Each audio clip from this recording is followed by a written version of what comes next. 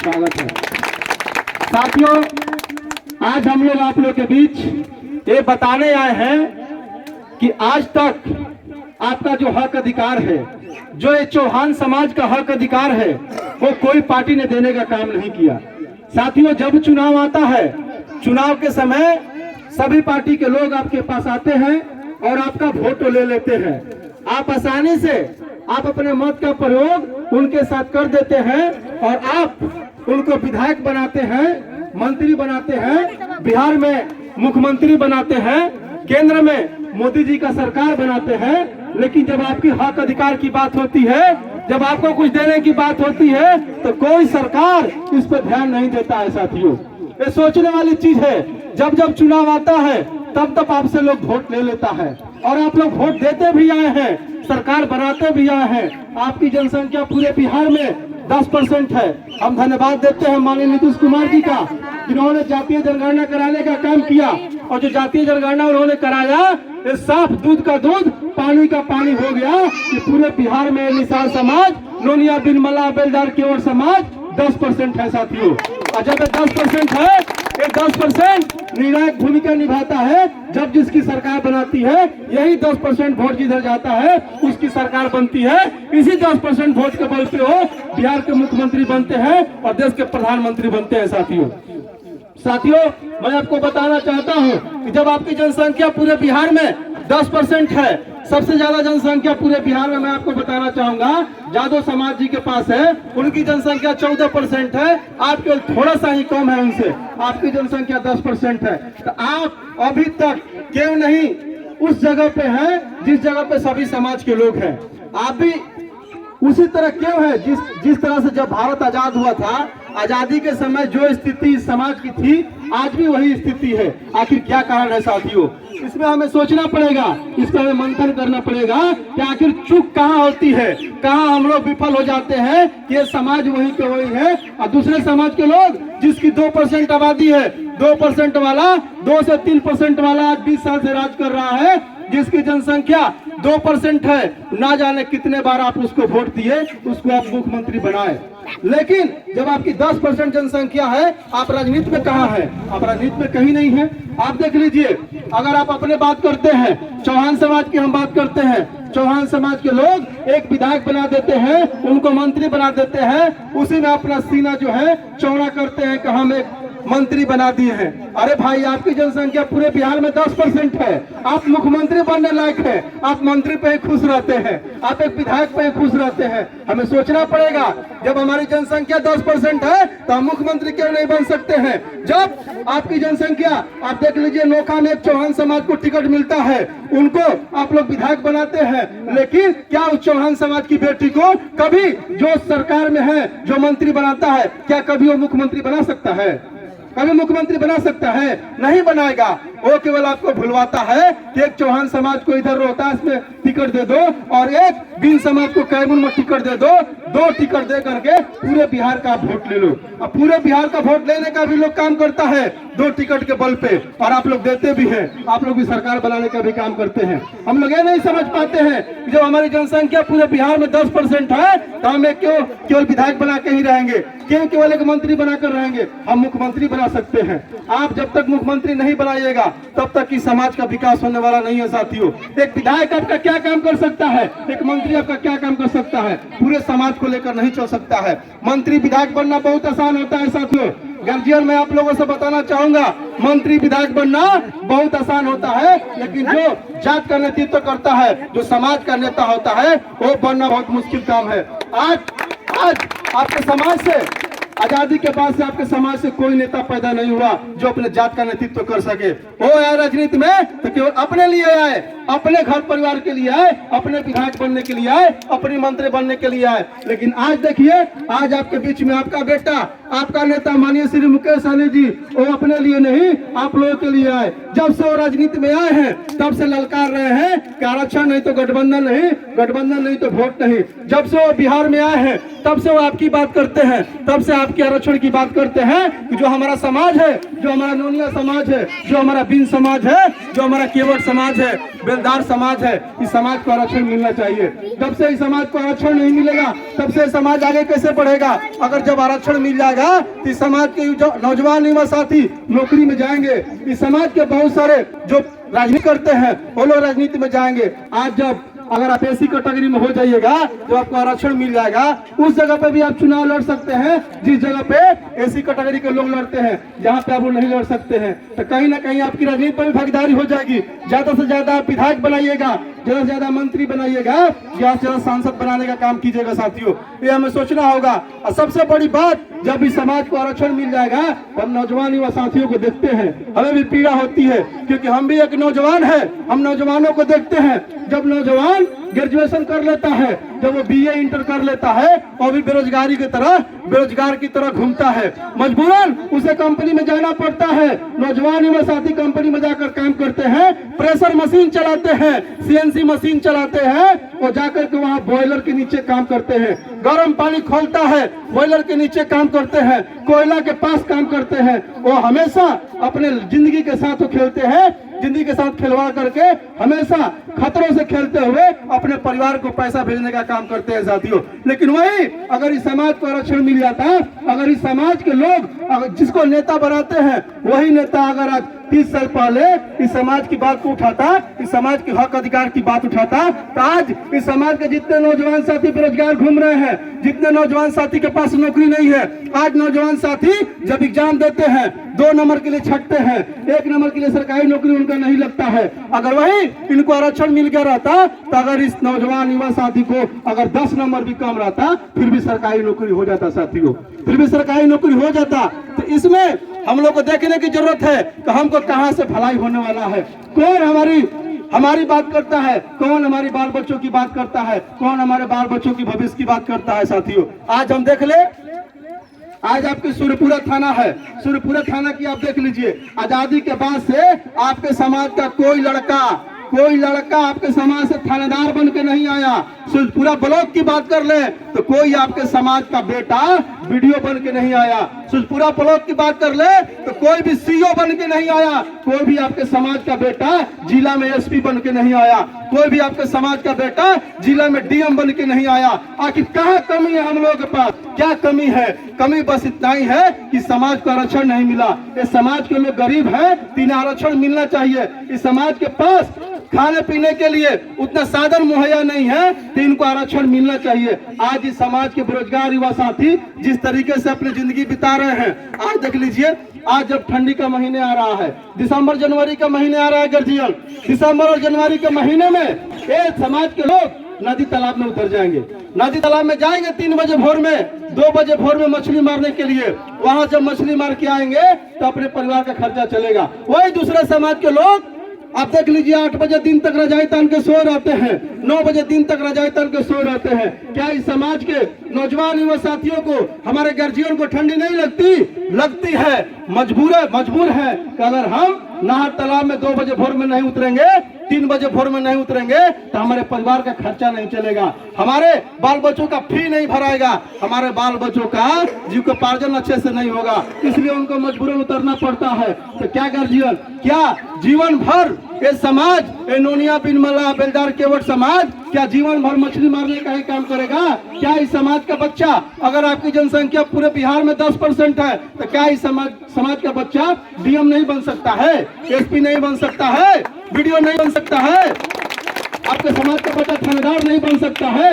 अगर बनाना है तो आपको साथ देना पड़ेगा। अगर आपको अपने बच्चों को डीएम बनाना है, अपने बच्चों को एसपी बनाना है, अपने बच्चों को थानेदार बनाना है, अपने बच्चों को सीओ बनाना है, अपने बच्चों को कर्मचारी बनाना है, तो आपको इस आरक्षण की लड़ाई में साथ देना होगा, इस मुकेश सहनी जी का साथ देना होगा, तब जाकर के आप आरक्षण मिलेगा। और जिस दिन आरक्षण मिल जाएगा साथियों, हम वादा के साथ कहते हैं, अगर 60 घर का बस्ती है, 60 घर के बस्ती में कम से कम 40 घर में सरकारी नौकरी दिखाई देगा साथियों, 40 लोग को सरकारी नौकरी दिखाई देगा। तो इसके लिए हम लोग को एक साथ रहने की जरूरत है, हमें किसी के पंकाय में आने की जरूरत नहीं है। लोग बोलते हैं कि नोनिया दूसरा जात होता है, बीन दूसरा जात होता है, बेलदार दूसरा जात होते हैं, केवट दूसरा जात होते हैं। अरे भैया, रोटी बेटी का जब सम्मान दूसरा जात कैसे होते हैं? आप आते हैं गुमराह करने के लिए, ये समाज ही मिला है आपको बुर्बक बनाने के लिए। हर जात में कूरी होता है, हर जात में कूरी होता है। हर जात में आप जादव समाज की बात कर लीजिए, जादव समाज में पूरी नहीं है, बहुत सारा है, लेकिन क्या कहता है कि हम जादव हैं, कहता है ना। कुशवाहा समाज है, कुशवाहा समाज में भी है, और पंडित जी में भी तो शादी होता है जी, पंडित जी में भी तो इधर उधर शादी होता है, सब तो पंडित बोलते हैं लोग उनको। हर लोगों का पूरी होता है, लेकिन आपके समाज में खास करके दिनारा में हमें देखते हैं, पूरे जिले की हम बात कर ले तो दिनारा और नोखा में देखते हैं, जहां चौहान समाज की जनसंख्या बहुत ज्यादा है, जहां निषाद समाज की जनसंख्या बहुत ज्यादा है, वहां बरगलाने का काम किया जा रहा है कि निषाद नहीं होते हैं चौहान समाज, निषाद होते हैं केवल बिन समाज, निषाद होते हैं मलाह समाज, निषाद केवट होते हैं। अरे भाई ये कहाँ का न्याय है भैया? निषाद रोटी बेटी का संबंध है, चौहान निषाद किसको बोलते हैं? निषाद जो आपका नोनिया बिन मलाह बेलदार केवट टाई तियर जो भी आपका सब कुरी है, जितने सब आते हैं उपजातियां आती है, तो सब लोग आप लोग निषाद में ही आते हैं। एक नाम दिया गया आपका निषाद, सबका उसी में नाम हो गया। और निषाद के आरक्षण की मांग कर रहे हैं मुकेश सहनी। अगर निषाद को आरक्षण मिलता है तो सभी उपजाति जितने उपजाति है जिनको सरकार बांटने का काम किया है, अगर सरकार चाहे तो सबको एक कोड में भी रख सकता है, लेकिन सरकार ने उसको बांटने का काम किया, उसको अलग करने का काम किया कि जिस दिन अगर पता चल जाएगा कि निषाद पूरे बिहार में इतना % है, उस दिन अपना खुद का मुख्यमंत्री बना लेगा साथियों, उस दिन खुद का मुख्यमंत्री बना लेगा। इसलिए वो डर के मारे ये लोग जाने ना, ये लोग समझ ना पाए, ये लोग अपना मुख्यमंत्री ना बना पाए, इसलिए वो अलग अलग कोड में बांट के आपको डिवाइड कर दिया, सबको बेलदार को अलग कर दिया, चाय को अलग कर दिया, तियर को अलग कर दिया, केवट को अलग कर दिया, नोनिया को अलग कर दिया, बिन को अलग कर दिया, मलाह को अलग कर दिया, सबको साथियों अलग कर दिया। तो अगर जान जाएगा जिस दिन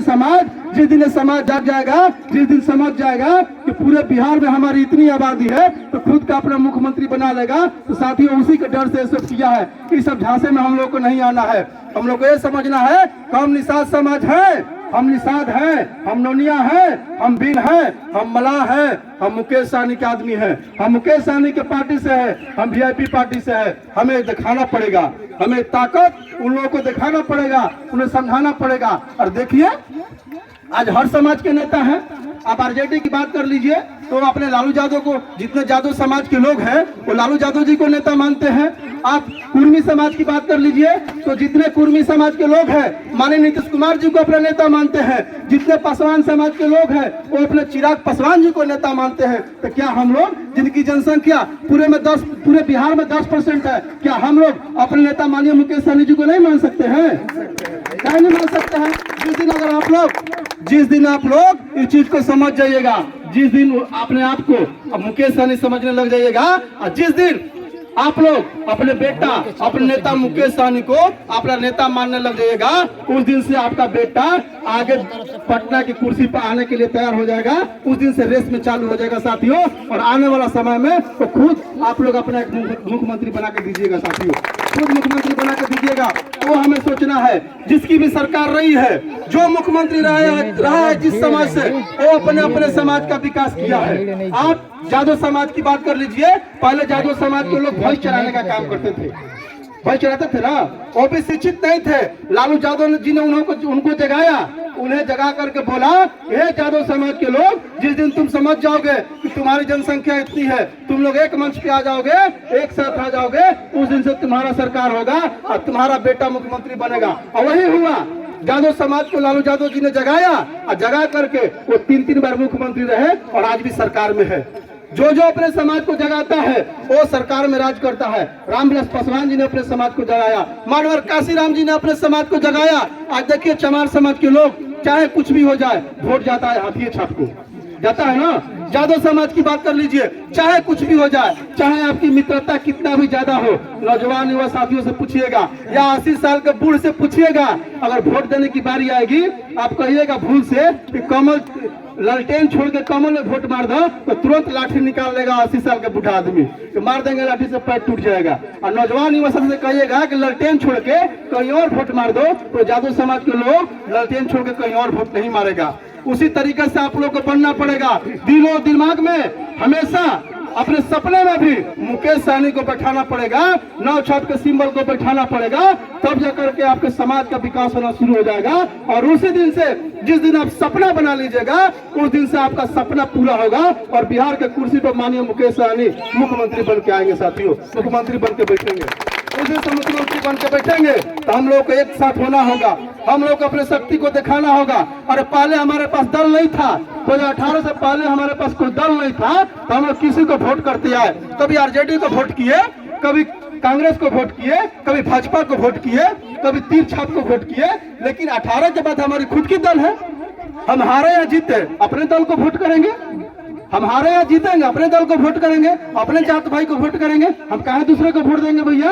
हम काहे जादव जी को वोट देंगे? हम काहे कुर्मी जी को वोट देंगे? अब उनसे कहेंगे, एक कुर्मी जी सुनिए, आपके बिहार में 2% आबादी है, हमारे बिहार में 10% आबादी है, तो पहले आपको हम वोट देते आए हैं, अब आप हमें वोट दीजिए, आप हमें मुख्यमंत्री बनाइए। अब हमें कहना होगा पहले क्या है कि पहले हम लोग यही जानते थे, तो हम लोग उनके दरवाजा पर कोई काम कराने के लिए जाते थे कि हे जादव समाज के लोग, हे कुर्मी समाज के लोग, हे भैया, हे विधायक जी, हमारा काम करा दी हूँ। काम कराने के लिए हम लोग निहोरा करते थे, उनके दरवाजे पर जाते थे, लेकिन हम लोग का काम नहीं होता था।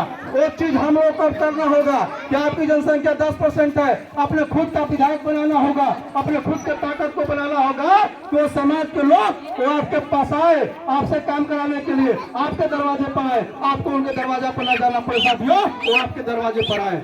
उसके लिए आपको काम करना होगा। इस संकल्प के साथ आप लोग को संकल्पित होना पड़ेगा कि हम किसी भी परिस्थिति में अपने समाज के साथ रहेंगे, अपने मुकेश सहनी के साथ रहेंगे। आज देखिए पूरे बिहार, यूपी, झारखंड, तीनों राज्यों में माननीय मुकेश सहनी जी आप लोग का हक अधिकार के लिए, आप लोग का आरक्षण के लिए और दिन रात रैली कर रहे हैं। अभी तक 70 से ऊपर रैली उनका हो गया, आज भी उनका रैली चल रहा है, प्रत्येक दिन उनका रैली चल रहा है। अब 28 तारीख को, 26 तारीख से उनका हेलीकॉप्टर प्रोग्राम हो रहा है, हेलीकॉप्टर से 28 तारीख को वहाँ आएंगे अमियावर में, नासरीगंज प्रखंड के अमियावर में आएंगे, उसमें आप सभी को आना है। तो वहाँ पे हेलीकॉप्टर प्रोग्राम अब चालू हो रहा है। आप देखिए लोगों को दिखा रहे हैं, लोगों को जना रहे हैं कि जो निषाद समाज है ये पहले वाला निषाद समाज नहीं है जो आप कहते थे कि समाज का वोट तो हम ऐसी दारू मुर्गा पर खरीद लेंगे। इस समाज का वोट दारू मुर्गा पर बिकने वाला नहीं है। आज जो सभा हो रहा है उस सभा में माननीय मुकेश सहनी जी संकल्पित करा रहे हैं, हे निषाद समाज के लोगों, हे नोनिया बिन मल्ला बेलदार केवट समाज, आप सभी संकल्पित होइए, एक वीडियो बनाइए और वीडियो बना करके मोदी जी के पास, अमित शाह जी के पास भेजने का काम करें हम लोग, तब जाकर के वो डरेगा। और जो बोलता है लोग कि हम इस समाज का वोट दारू मुर्गा पर खरीद लेंगे, तो इस समाज की ताकत को दिखाना पड़ेगा। आज गंगा जल लेकर संकल्प लेते हैं हम लोग किसी परिस्थिति में अपने समाज के साथ रहेंगे, अपने बाल बच्चों के साथ रहेंगे, अपने पार्टी के साथ रहेंगे, भले हम एक रोटी कम खाएंगे लेकिन अपने बाल बच्चों को पढ़ाएंगे। इस संकल्प के साथ हम लोग वीडियो को भेज रहे हैं साथियों। आज वो जो कार्यक्रम हो रहा है वो तो हो ही रहा है। एक हम लोग और कार्यक्रम जो गांव-गांव हम लोग आए हैं, एक घर घर निषाद आरक्षण संकल्प अभियान के तहत हम लोग आए हैं। हम लोग गांव-गांव से भी वीडियो बना के भेज रहे हैं। जो सभा से वीडियो जा रहा है वो तो दिल्ली की कुर्सी हिला ही रहा है, और जो यहाँ गांव से जो वीडियो जा रहा है वो दिल्ली का कुर्सी तोड़ने का काम कर रहा है साथियों। दिल्ली का जो पाया है वो जो 4 कुर्सी का पाया है, समझिए 2 पाया टूट गया है। ऐसे ही वीडियो बन के जाता रहा पूरे गांव-गांव से, पूरे देहात से। तो आने वाला समय में दिल्ली का 4 पाया हम लोग तोड़ देंगे, और जब तोड़ देंगे तो हम लोग कहेंगे हम तुम्हारा साथ तुमको उठाने के लिए तब देंगे जब इस समाज का तुम्हारा छोड़ दोगे, तब जाकर के आरक्षण देगा, तब जाकर हम लोग कुर्सी पर उसको फिर से कुर्सी बना करके बैठाने का काम करेंगे साथियों। तो इसके लिए हम सभी को संकल्पित होना पड़ेगा, हम सभी को एक वीडियो बना के भेजना पड़ेगा। तो उसके लिए आप लोग तैयार हैं? वीडियो के लिए तैयार है ना? वीडियो हम लोग को बनाना पड़ेगा। इन्हीं चंद शब्दों के साथ मैं बात को समाप्त करता हूँ। और माताएं बहनें आप लोग अगल बगल हैं, आप लोग भी नजदीक आ जाइए, आप लोग का भी साथ इसमें जरूरी है। गांव देहात से माताएं बहनें और भाइयों नौजवानों का जो वीडियो जा रहा है वो बहुत प्रभावित कर रहा है। हम लोग वीडियो बनाएंगे, थोड़ा सा कुर्सी हटाइएगा। मेमोरी